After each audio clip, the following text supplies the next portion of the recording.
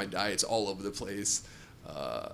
Binge eating. Like, just the eating is out of control. Like, I had a cupcake recently with 2 wrappers on the bottom. 2. And I was like, ooh, someone's playing hard to get.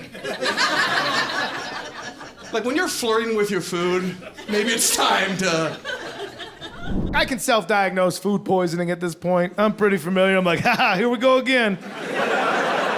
Dancing with this smelly mistress another evening. Food poisoning moves around your torso in a way that it's just looking for a way out. It's like a bank heist went south and their plan B wasn't really dialed in. You're like, oh, the front doors are blocked off. What do we do, boss? I don't know. We can tunnel out the basement or jump off the roof, but we're getting out of this bitch one way or another. Like, getting older, can't eat spicy food anymore. Yeah, do you realize how humiliating that shit is? Indian person can't eat spicy food. It's like a tiger losing his stripes. Imagine being at an Indian restaurant. Waiter comes up to you, he's like, sir, what spice level would you like? Give me the mild. I'm sorry, I didn't quite hear that. I said, give me the mild. The mild. Indian mild or white mild? Indian mild, don't you insult me. But the truth is, it's white mild. I want it to taste like ketchup. I'm a fraud, I'm a phony. I'm a liar. My stomach's been gentrified. My weight's gone up and down my whole life, and I blame the Book It program. If you don't know what the Book It program is, when I was in elementary school, Pizza Hut decided that the best way to solve the illiteracy problem was to offer children a free personal pan pizza if they read 4 books, or told their teacher that they read 4 books. And I mean, it was awesome when you were a kid, right? You got pizza for doing homework, but 30 years later, nobody's making you read books and you're hooked on pizza. That's kind of what I'm going through right now. I knew I had to drop some weight because I reached the point where I thought people were talking about my weight all the time, whether they were or not. That's just where my head was. Like when the Delta flight attendant asked me to switch seats to balance out a Canadair regional jet, that'll ruin your day real quick, okay? Because if I think about it, it's not me. It's where I'm sitting versus where there's too many empty seats. But if you're self-conscious about your weight, that's not what you hear. What you hear is, sir, if you move 10 feet that way, the whole plane will fly properly. Could you help us out? Could you help us out? And if you have to use the restroom, please ring your call button so we can send 2 people to your seat. Okay, I don't want to turn this thing into a space shuttle. We're just trying to get to Florida. I don't know. I rationalize too much, right? I think, you know what? Everybody loves food. Why do I have to change? And it's true. Everybody does love food. Bath & Body Works was selling a candle that smells like mashed potatoes. How fat are you? Okay? When you want your bedroom to smell like buttered mashed potatoes. This fat. Turns out I got the gravy one too. It smelled amazing. It was a great deal. It was buy one, get one.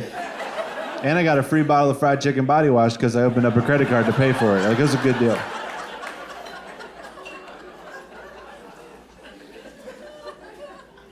Number 1 show on TV 6 years in a row was Man vs. Food. Yeah, they're doing it again. They got a new guy because the first one exploded or whatever. We don't need to do that show again. I learned everything I was supposed to learn the first time around. I watched that show as if it were a documentary meant to show America what will happen to your body if you eat unhealthy every day for 6 years. If you watch it like that, it works. You could leave here tonight. Go to YouTube. Do a search for Man vs. Food. Watch a clip from season 1, then immediately watch a clip from season 6. You'll notice a difference right away. That guy was way skinnier when he started, and he had an amazing vocabulary. Where'd that go?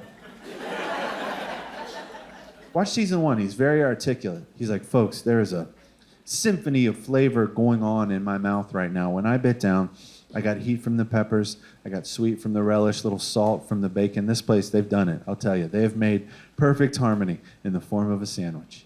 And then 6 years later, he's like,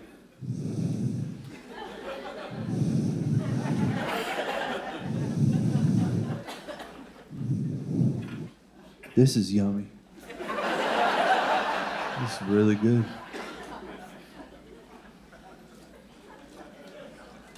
It's too easy to eat terrible. It's everywhere, and I fall for it. I see some gimmick food, they're like, this is the most calories ever. And I'm like, I gotta try that. Wendy's has a sandwich called Son of Baconator. Their food is making babies when they're closed to sell the next day. Little sandwich children.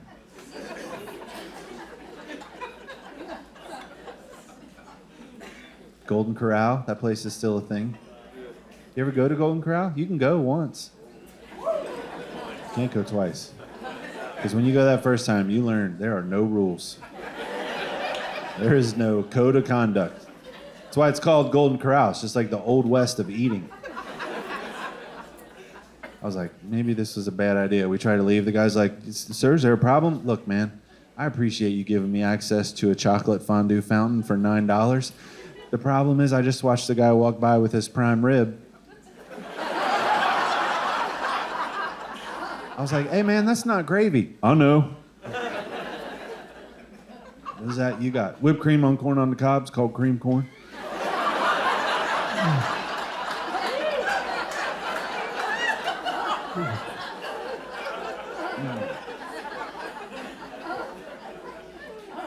But I've needed to lose weight for a while, and I feel like I tried everything, you know, and I would talk about it on stage, and then people would yell out how they think I should lose weight, you know. One lady's like, you should go vegan. And I don't know if there's any vegans in here with enough strength to raise your hand, but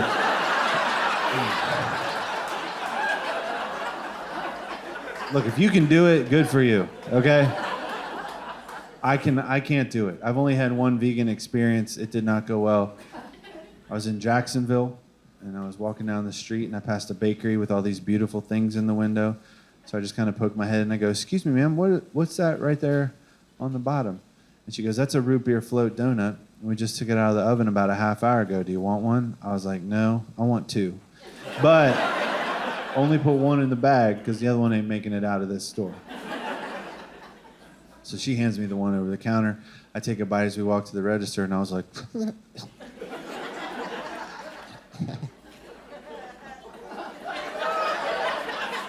oh. She's like, are you okay? I was like, I think you made this wrong. She goes, no, I didn't make it wrong, sir. Are you not aware that you're in a vegan bakery? I was like, I don't even know what that means. And so she points to this sign behind the counter, and it says, no product contains an ingredient that comes from an animal. And I was like, well, that's ironic, because this is some bullshit. No, I didn't say it, but I should have said it, because she deserved to hear it. And she did deserve to hear it. She should have known when I came through that door, I was in the wrong place. Look at me. Look at me!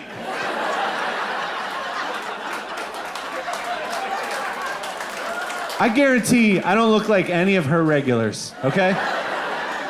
And I would have had a lot more respect for her if she would have been like, sir, I think you might want the place down the street. Yeah. Don't worry, it happens all the time. They'll have everything you're looking for. Milk, eggs, butter, taste. Right down the street. It's like 4 blocks. I'm sure you'll call an Uber. You can wait inside. It's...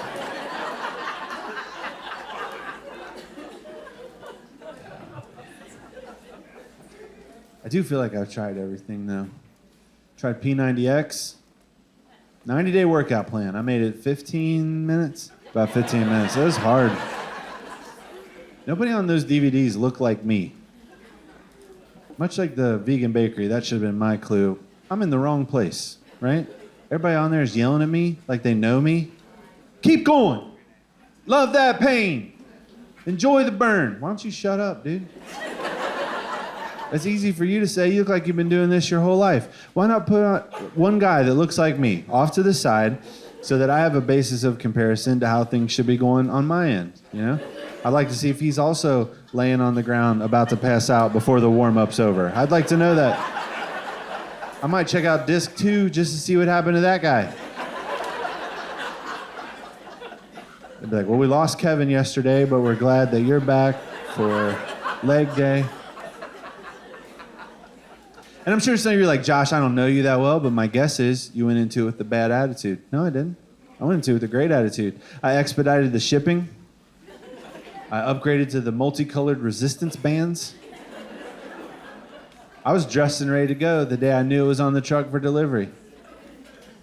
I put that thing in, and within seconds, regretted every decision I had ever made in my entire life that led me up to that moment. And the thing is, I didn't go out looking for it either, you know? I was just at home one night, watching TV, minding my own business, when this guy comes on. He's like, hey man, you want a six-pack? Yeah? You want it in 3 months? I mean, the sooner the better, I guess. Well, call me. So I called him. It was so bad. And here's the other thing that bothers me. At that time, when I started it, my health level was right here, okay? And all I wanted P90X to do was get me from here to here, right? Just a little bump. I was so bad, I didn't want to do anything. I just sat around watching Netflix, eating Oreos. Every kind of Oreo that came out, you know how they do like the special flavor Oreos? I wanted to try all of them so I could give them an honest review and decent. I even put a fake IP address on my computer so that I could order Oreos from other countries. I did. I tried Swedish fish Oreos. Yeah, they're terrible, but it was better than doing CrossFit.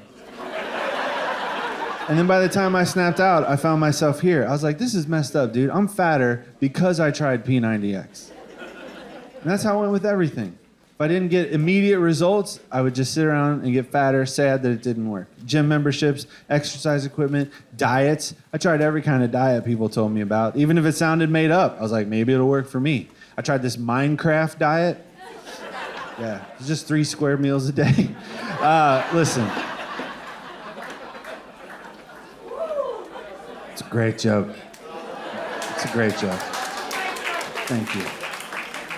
Thank you, manager of GameStop.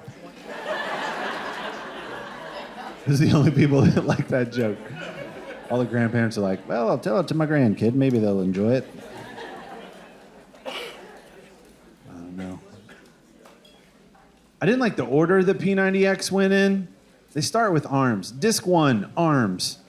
I need my arms to do stuff tomorrow.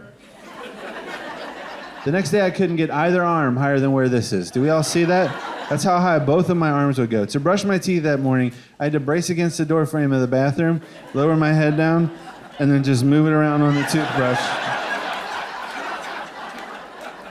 Because my arms wouldn't work.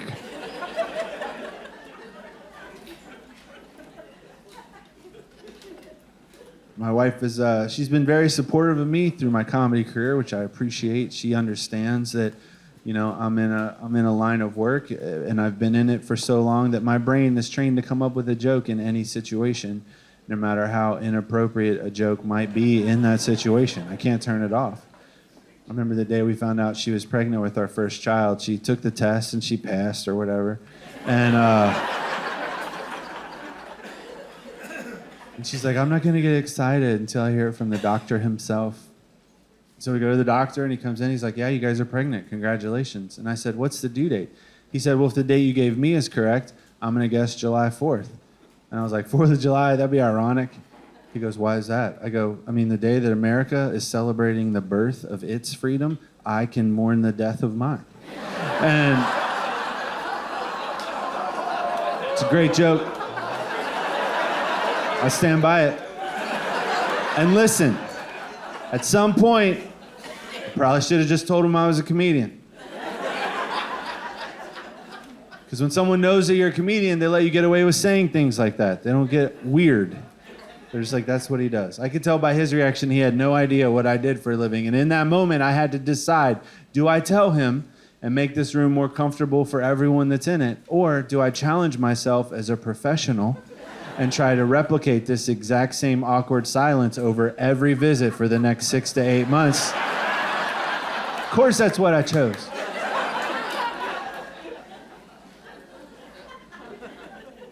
That's back when she still thought I was funny. That goes away. One day I learned a valuable lesson. Just shut up. It's good advice. If I ever meet newlyweds or engaged couples, I always tell the dude, bro, just shut up. You don't know how good this advice is, but it's advice I wish I'd gotten a long time before I had to figure it out on my own.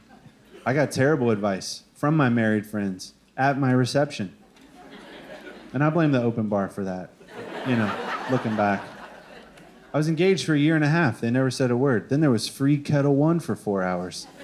Now I got 27 Dr. Phil's popping up every 5 seconds. And my one buddy, I knew it was going to happen. I told her a week out. I said, listen, he's probably going to get pretty drunk at our reception. And my only ask of you is if you see him talking to me or even walking my way, you pull me aside or I'll be stuck with him all night. She's like, don't worry about it. So sure enough, he's wasted. Okay, we all knew he's wasted. He's breakdancing by himself on the middle of the dance floor to the soundtrack from Aladdin during appetizers. We all knew. So he goes into his backspin on Friend Like Me, finishes. We lock eyes. He gets up. He starts stumbling my way. I try to find her. She's leaving the room. I was like, oh boy, here we go. And I've known this dude since we were 3 years old. I've never seen him this drunk. I was like, hey man, you having a good time? Are you serious? This is the best wedding I've ever been to. And let me tell you something. I was laying over there and I was like, I've been married for a minute. You know, what kind of best friend would I be if I didn't give my boy advice about marriage on his wedding night? So listen, if I was just gonna give you just one really good pee.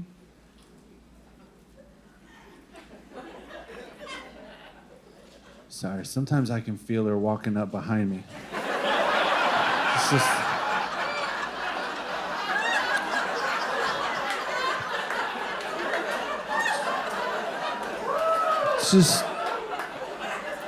Just pick your battles.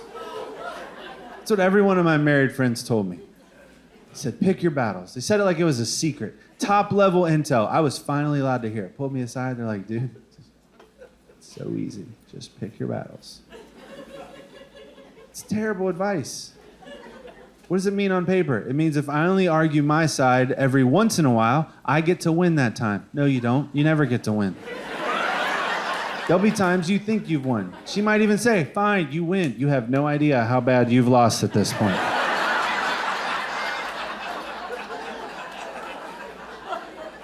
I don't like the word battles. I don't think that's accurate. Very dramatic.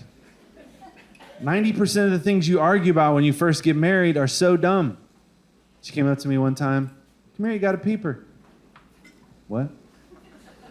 You have a peeper. What's a peeper? Josh, the white stuff in your eye when you wake up in the morning. Peeper. That's the dumbest thing I've ever heard in my life. She's like, why? What do you call it? I was like, sleep? That doesn't make sense. Yeah, it does. That's what it's called. So it's that like one side, but it's both, Jennifer. You have a piece of sleep in your eye, or you have some sleep in your eyes. It's the same word, singular and plural, like deer or fish, right? So we're going back and forth, knowing neither one of us is using the medical term for whatever that stuff is when you wake up in the morning. But my idiot friends are in the back of my head going, dude, you're about to decide what that's called in this house for the rest of your life.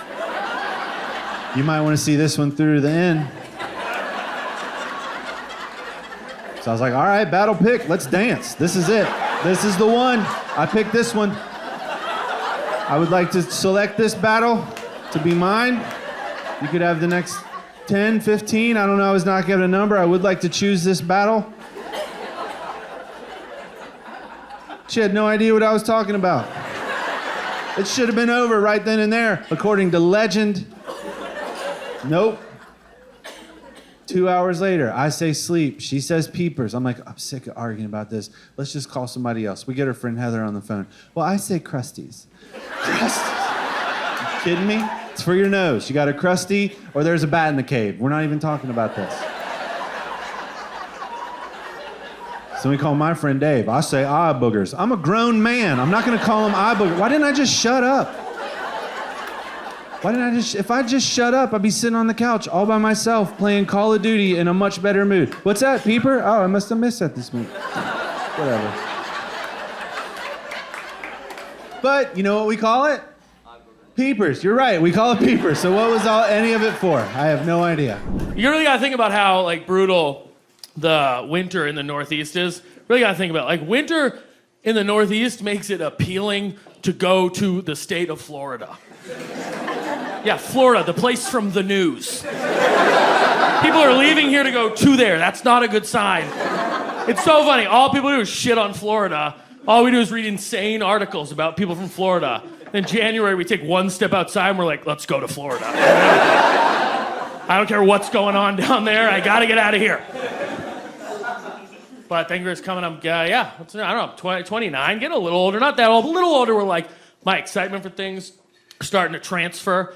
You know, like the way I used to react going to parties, I now react that same way going to sleep. Like I got home a couple nights ago, laid down in bed and said out loud, let's fucking go. This is gonna be epic. Like just sad stuff to get excited about. I love sleep because I'm an adult. And adults love sleep because being awake is when you have to experience life. That's really what it is. It's an escape from life when you think about it. Sleep's a good testament to how tough adults' lives are, and it's also a good testament to how amazing children's lives are. Adults love sleep. Kids' lives are so amazing they hate going to bed. What? Try putting a 9-year-old to bed. You're like, it's time for bed. They're like, no! Please, just 20 more minutes of life. Like, they love it here. They'll negotiate with their parents to stay in life for longer. Can't get them to go to bed, and then they wake up early, voluntarily. Kids pop up at 7 a.m. on a Saturday, like, yay, I'm back. All right. Free food and no job. I'm gonna wake up mom and dad, they're missing out. I mean, this is amazing. Being awake as an adult, way less fun. It was bedtime for me, I'm like, thank God. I get to temporarily die. You know, like, God, I could use a coma. You know, just really shut it down for a while. I'll see so much. If I ever woke up from a coma, I'd go back. I would snooze a coma. Even after a year, I'd be like, just 5 more minutes. I just want... Not moving in general is just pretty great. You know, like if I ever was in a coma and I woke up from a coma, I don't think I would tell people I woke up from the coma. I gotta just pretend to still be in the coma if the doctor came in the room. Just like, oh shit. So I just lie in bed all day, every day. What a life. Some people idolize Tom Brady. My idol's the grandparents from Willy Wonka. What a life they carved out for themselves. Grandpa Joe, what a piece of shit that guy was. Lies in bed for 20 years. Charlie comes home with the ticket. He's like, oh, I can walk. Yeah, you could always walk. This isn't a miracle. You're a scumbag. I like going to sleep, but I also like to stay up late. I like those late hours. It's fun. Something about being awake after midnight just makes me want to fill my head with the most useless information humanly possible. It'll be so late, like everyone in the Eastern time zone's asleep, and I'm in bed watching like a TikTok of how butter is packaged. I'm just like, wow, that's amazing. Like, it'll be so late, like farmers are eating breakfast, and I'm like, it's so much butter. Last week at 2 a.m. on a Wednesday, I watched a 6-minute video of how to milk a cow. Never even been to a farm, but I thought, let's fill my brain with this information. Who knows? You never know. I don't know. Maybe one day someone had me at gunpoint, like, fucking milk it. And I'll be like, all right. I gotta watch that video.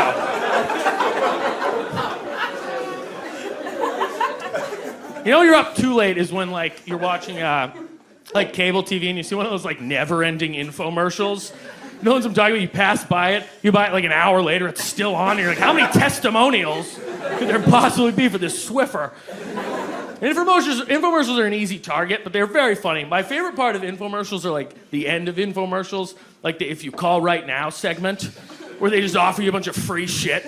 I've never seen such desperation in my entire life. They'd be like, call the number below and buy our blender. And if you call right now, we'll give you 9 free blenders and our blender cleaning spray. And you can have like Seinfeld box set DVD and my laptop, and you can bang my wife. Please, just someone buy my fucking blender.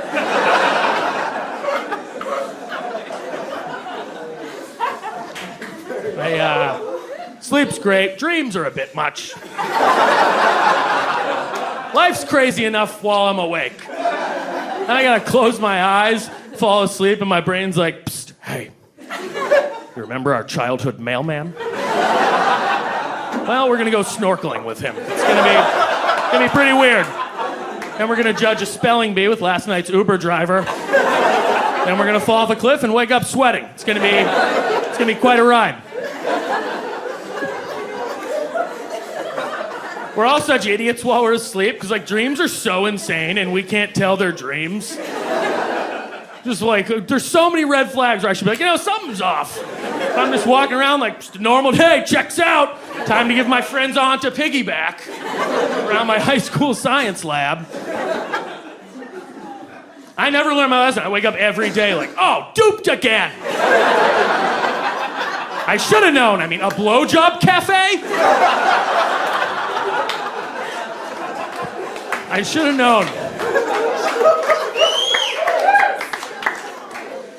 Yeah, I'm getting a little older. I can tell I'm getting a little older. I'm starting to carry around Tums just in case. The just in case part is what's important. Like, I have 2 in my pocket right now. And I'm not planning on eating anything spicy. You never know. Tums are great, though. I love Tums. One time I was at a concert, and I wasn't feeling well, so I popped in one of my ETs, emergency Tums. I popped one, and this random guy next to me turns to me and goes, yo, can I get some of that? I was like, sure, man. I gave it to him. He was like, thank you. This is going to be awesome. You're the man. So clearly he thought it was drugs. I'm such an idiot. I thought he just really wanted a Tum. He was like, is this good stuff? Is it strong? I was like, oh, yeah, extra strength. So I gave it to him. Half hour later, he looks over at me. He's like, I don't feel it at all. I thought he was talking about the heartburn. So I was like, good, the Tums are working. I yelled back at him, aren't Tums the best? He was like, I thought you said that was acid. I was like, no, sorry, antacid. Sorry. It's loud. I'm a little older. Some people I know are starting to get married. Some are starting to have kids. A couple of people starting to have kids. Shouldn't have a kid right now. Like, you can tell, like, you should want to have a kid because you want to start a family. Only reason I would want a kid right now is just to name them something funny. That's where I'm at. Which would be funny now, but I think I'd regret it eventually, Feel bad for my kids who'd have to, like, explain that to people. Someone would go up to my daughter, like, hey, what is Beth short for? She'd be like, oh, it's Bethamphetamine.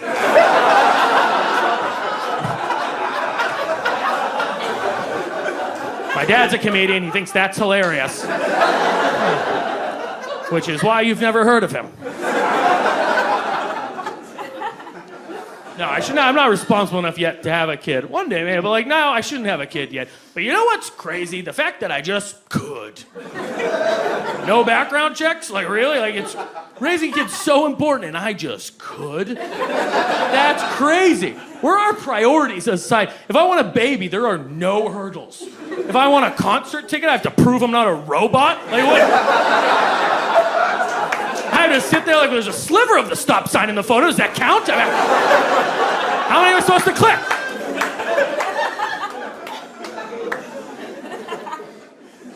I think there's some upsides to being an adult that you don't appreciate, though. You no longer have to hide being drunk from your parents anymore. That was a doozy. Now you do whatever you want. Kick your door open, puke on the floor, sleep in the sink. It doesn't matter. Remember coming home drunk in high school? Before you go in your house, you just stand outside and practice talking. Like, I'm off. The movie was great. Brian's mom says hi. Just like 9 pieces of gum in my mouth. Just like, oh, Sally sells seashell. Fuck it, let's do this. And I'd always go in the house and try to sound sober, but I would always overshoot it and talk way too proper. Sound even more suspicious. Come in the house like I was from Victorian England. Like, the night was splendid, mother. Thank you for inquiring. Of course I'm not drunk. Let me smell your breath. Then I'd go in my kitchen and make a drunk snack. Like, that wouldn't blow my cover. Mom walks by, she says, what are you eating? I'm like, well, I always dip my pizza in frosting. What are you talking about? It's a normal snack. Drinking's fun. Being hungover is tough. Not a hot take, obviously, but being hungover stinks, especially when you're around people who are not hungover, because it sucks watching people be productive when you just can't do that. I remember one time I went out and my roommates did not go out, and the next day we woke up just on completely different ends of the spectrum. I was just in the living room rotting on the couch like a corpse, and he came in with just Joel Osteen energy, just hey, let's attack the day, like one of those, And he was like, I'm gonna go on a 2-mile jog. You want to come? And I was like, listen. I don't want to be dramatic, but I would rather dip my face in honey and headbutt a beehive. I could go on a jog with you right now. He was like, come on, it's only 2 miles. I was like, only 2 miles? I haven't changed the channel in 4 hours. Because the clicker's on the other couch. 2 miles, I can't make it slightly out of reach. I wish I knew you were home. I wouldn't have ordered Domino's just so the delivery guy could hand me the remote. I didn't even order food. I just wrote in the delivery instructions, can you come hand me my remote?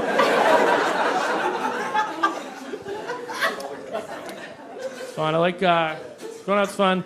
Weed, I don't smoke weed. I have before. It's pretty harmless. But growing up, I was very afraid of weed because of those commercials with the girl on the couch. I don't know if any of you remember these. It's worth a YouTube. It's very funny. But there used to be these anti-pot commercials. And it would be like, all these in like dark, ominous living room. And there'd be like a girl on a couch, but it was like just her skin, like in a puddle. So it was the girl on the couch. That's the girl who smoked pot. And then her sober friend would come into frame and be like, Kimberly used to be fun. But then she started smoking pot. Now she can't do anything anymore. It's like, that girl can't do anything anymore because she has no bones. That's clearly a separate medical condition. That's not from weed. How long has she been sitting there?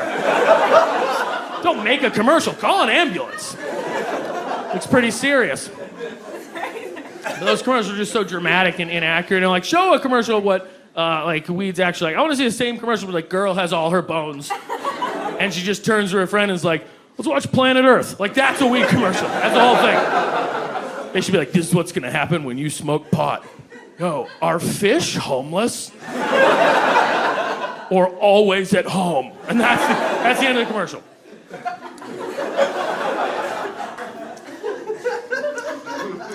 I was thinking recently just how much like technology's evolved like in the past like 15, 20 years. It's crazy, even in such a small period of time. Like remember when you had to like go online? Now we just are online. Like it used to be a thing you had to do. You went online. Now you just pull out your phone, you're on the internet. When I was in middle school, if you wanted to get online, you had to go on your family computer and hope no one was on the house phone. That was the only way to do it, which I always thought was funny, by the way, that like these people created an internet. Do you know how hard it is? And then they just got stumped by the house phone. Couldn't figure it out. They're saying, you're gonna have to do it separately. We're exhausted. But you had to do that. You couldn't be on the phone and online at the same time. I remember being 12 years old, like, get off the phone! I need to change my AIM profile. I just broke up with my girlfriend of 2 days. Who knows the lyrics to Good Riddance by Green Day? It's crazy. There's obstacles now. You can't, like, I feel like people don't appreciate the luxury of free Wi-Fi. In this day, like, you can go on the internet on your phone for free. That's crazy to me. Like, if kids don't appreciate, like, how scary it was to be on your parents' phone plan in, like, 2008 and have a flip phone and accidentally go on the internet. Remember the internet button on a flip phone? Terrifying. I pressed that thing once and never again. After my dad got the phone bill, he was like, who went on the internet for 3.5 seconds? Now I have to sell the car. It's $80,000 a minute. I hope you're happy.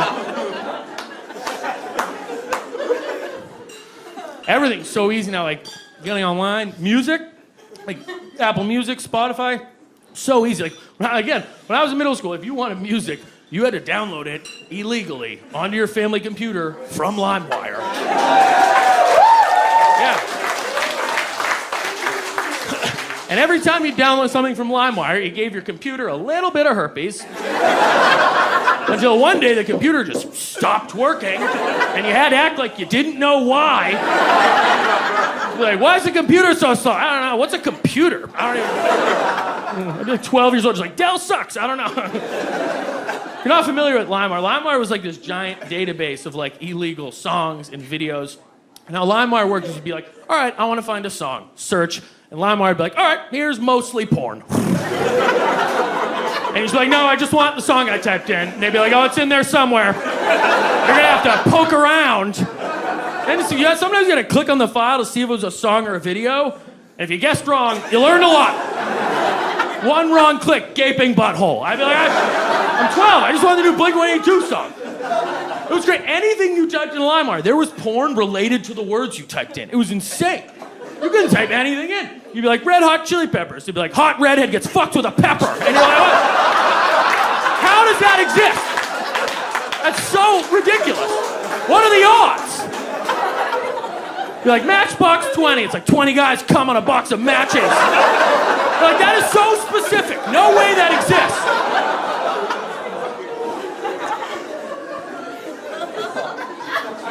Some music I couldn't even listen to because I knew the results would be too inappropriate just based on the band's name. Growing up, I never got to listen to The Strokes. Alice in Chains, forget about it. Learned the hard way, I couldn't search the band Cream. But yeah, a little old. But I keep saying I'm getting older. I'm not that old though, but sometimes I wonder like what the world's gonna be like when like millennials and Gen Z are like the senior citizens. I just think it's gonna be funny. Because like we're not gonna change. It's just gonna be hilarious. Just a bunch of 90-year-olds walking around with IVs like, my NFT is lit. Like, people listening to music like, put on WAP. It's just gonna be a new type of old person. It's gonna be funny. You know? And the world's gonna have to adapt to cater to old millennials. It's gonna be funny. Like, in 50 years, you might see commercials like, it's a cane and a selfie stick. If you call right now, we'll give you 9 free sticks. People will still be talking shit about each other's social media. Like, you see the picture Sarah posted wishing Brad a happy birthday? She doesn't care it's his birthday. She's just showing off her new hip. Very transparent. We all know why you posted that. I think my least favorite thing about social media is like that narcissism of it. People just will post anything just to show themselves off. People love getting likes. People just love getting likes. I don't even think people would do certain things if they couldn't post about it. Like, I think if social media ceased to exist, I think there would be a 30% drop in marathon participation. I think everyone in their 20s would be like, well, now what's the point in running? I can't post a photo of myself at the finish line drinking a craft beer to show everyone I'm as fun as I am fit. I get it, though. You like attention for your accomplishments. So it feels good when like you do something good and like people know about it. That feels good, you know? So I think it actually would have been kind of annoying to maybe like do something impressive before technology and social media, because it would take people a while. It's like if I invented something right now, I could like repost something and I know everyone would see it, and that would make me feel good. It feels good. But if it was like 1930, and I was the one who just invented Scotch tape, pretty big deal. I bet I would run into people I know before they caught wind of my accomplishment, and I'd just be standing there like, they don't know how amazing. I feel like I would just be steering every conversation towards tape so I could bring it up and impress them. I'd be insufferable. I'd be on a first date, she'd be like, I feel like we're really bonding. I'd be like, I know, it's like some sort of adhesive.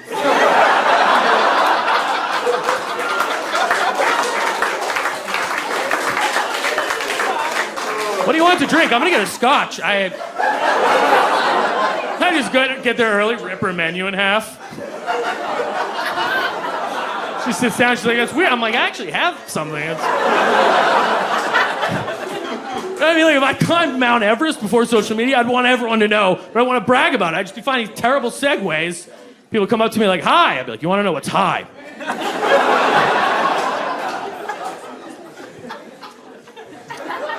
People love likes. You can learn stuff from likes, though, you know, like, I was talking to a girl recently, she was like, I wish I knew which guys wanted to hook up with me. I wish they would just tell me. And I was like, you just defined an Instagram like. Like, what are you talking about? If a guy likes your photo, he doesn't care about the photo. If a guy likes it, he's just reminding you he would have sex with you. That's all. A like on your photo just means still alive, still would. That's all it means. Guys don't care about the photo. I'm not sitting there like, oh, perfect filter for that burrata. Oh. God, sick boomerang. No. I don't like following women on Instagram, mostly just because pictures of hot women upset me. Some guys follow these like models on Instagram, and they're always showing, like, why? They're always showing me like, dude, check out this chick. I'm like, no, I'm having a good day. Why would I want to see something amazing that I'll never have? That's torture. If I was allergic to dairy, I wouldn't follow a cheesecake account just to keep tabs on what I'm missing out on. Also, fellas, stop showing me these pictures in public. There's no upside. Guys are like, dude, check out this chick. I'm like, cool, thanks for the boner at Chipotle. Now I have to order at a 45-degree angle.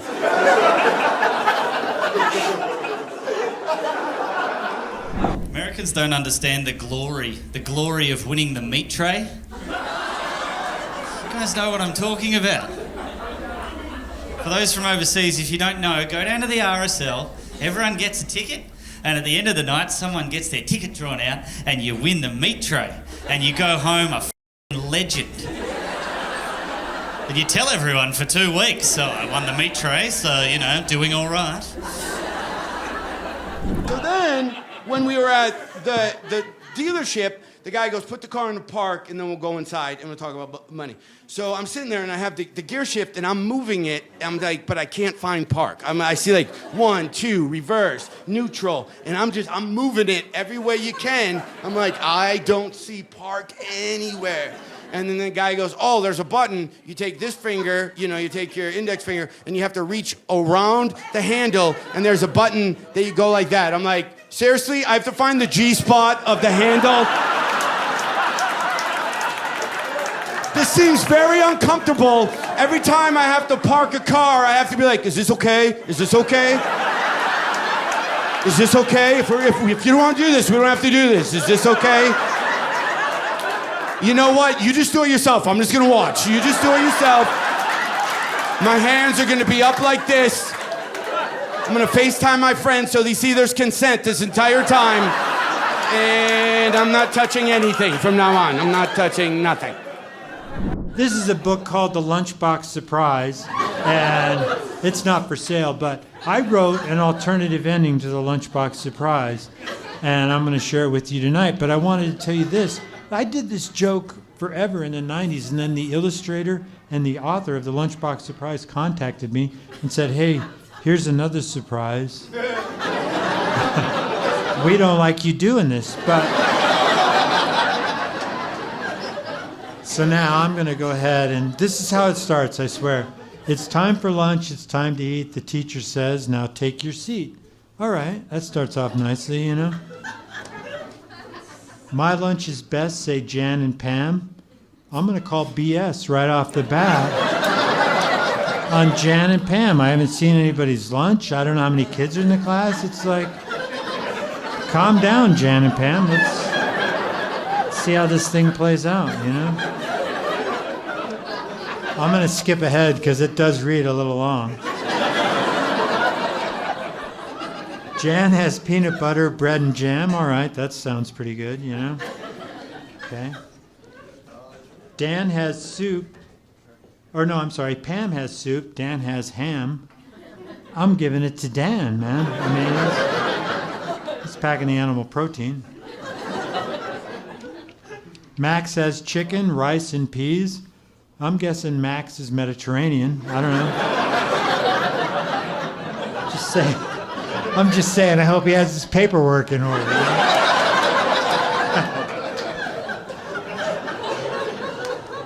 But Sam has nothing, not a spot. Sam has nothing his mom forgot.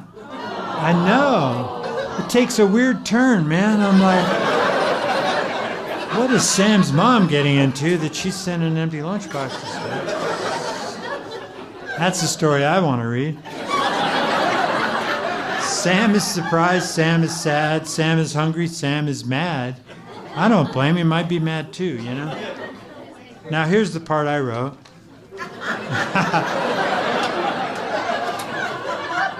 Sam's mom is a witch, and that's no lie. If he keeps missing lunch, he's gonna die. Hey, thank you so much. So much fun. Thanks for supporting Live Comedy. No, I'll tell you what. You should work out and eat right for one reason and one reason only. The only reason I work out and eat right. I work out and eat right, and if you take anything from this tonight, I work out and eat right because I don't want to die gracefully. I'm tired of people saying they want to go out peacefully late in life. I go out, you know, I want to go out in a hospice bed with my family and my grandkids all around me. And when I go out, I want my soul to pass through peacefully like a wisp of smoke through an open window.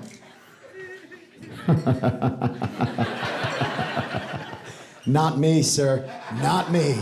I want to go out like a fucking pony caught in a revolving door. That's how I want to go out in an emergency room with a clump of nurse's hair in either hand, screaming at the top of my lungs. If I'm going out, I'm taking a couple of you assholes with me. Woo! And they're going to be like, what the fuck is he talking about? doctor, he can't do that. And I'll be like, don't you fucking look at that doctor. His diplomas mean nothing where we're going. I've been talking to the Dark Overlord, and he said whatever I'm gripped onto, I can bring to the other side. And they'll be like, what the fuck does that mean? And right at that point, my buddy, my best friend, he's gonna shut off all the lights on the ward, and he's gonna start cranking death metal through the all-call pager. And I'll be like, that's the fucking sign, we're going on! And they'll be like, I don't wanna fucking go with you, sir. Sir, I don't wanna go with you. And I'll be like, you shut your mouth, we're gonna touch the devil's tail tonight. And they'll be like, what the fuck does that mean? What does that mean? Oh, you hear that sound? It's the portal opening.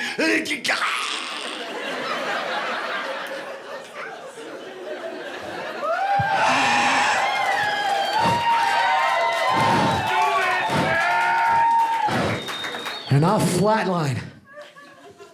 And I'll let those two nurses go. And those two will break free and be like,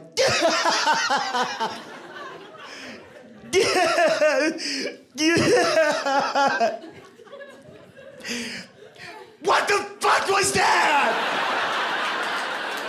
Did anybody just see what that man just did to us? I didn't sign up for this. I just wanted an associate's degree. And then they'll look down on the gurney and I'm still sporting a rock hard erection. A big one that no one in the emergency room for some reason can get down, right? It's like a peach-colored periscope looking up from the netherworld.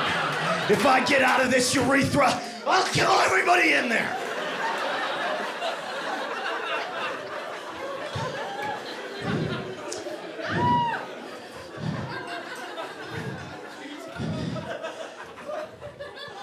You know, and I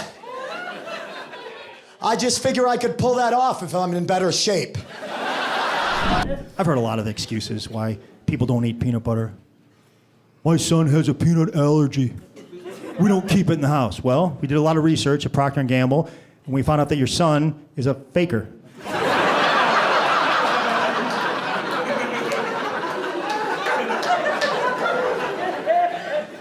I like almond butter. Do you? I mean, you're a hippie. That's fine, hippie. Go ahead and eat your almond butter or smoke it, whatever you do with it. I don't know how you buy it, because from what I understand, the grocery stores require shoes, hippie. You didn't buy it, did you? You got it from one of your hippie friends at a Fish concert. They pulled it out of their hobo bag. It was in a bottle that used to have patchouli in it. You know, probably traded it to him from some skirt that you made out of lawn clippings, hippie. Fine, hippie's got to eat, you know, but...